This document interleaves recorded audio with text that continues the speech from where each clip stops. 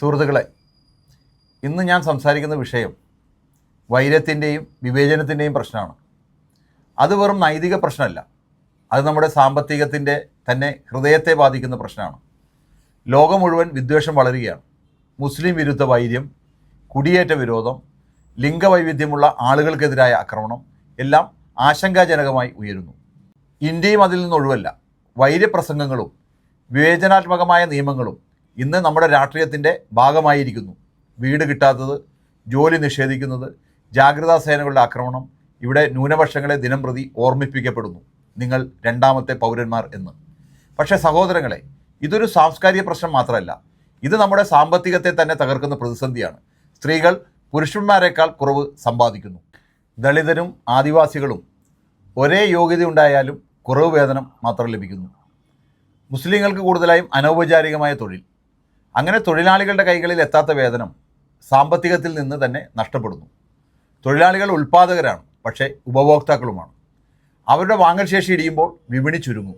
വിപണി ചുരുങ്ങുമ്പോൾ നിക്ഷേപം തന്നെ നിലയ്ക്കും. സമ്പത്ത് കേന്ദ്രീകരിക്കുന്നത് സമ്പന്നരുടെ തലമുറക്ക് പ്രയോജനമാണ്.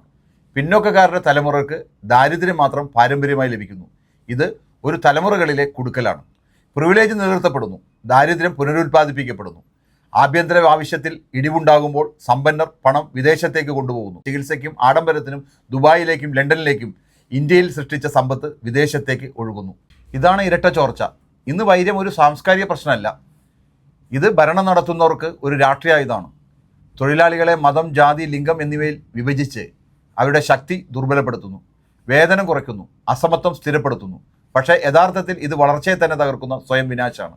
വൈര്യം ആർക്ക് വീട് കിട്ടും, ആർക്ക് ജോലി കിട്ടും, ആരുടെ കുട്ടികൾ സ്കൂളിൽ തുടരും എല്ലാം തീരുമാനിക്കുന്നു.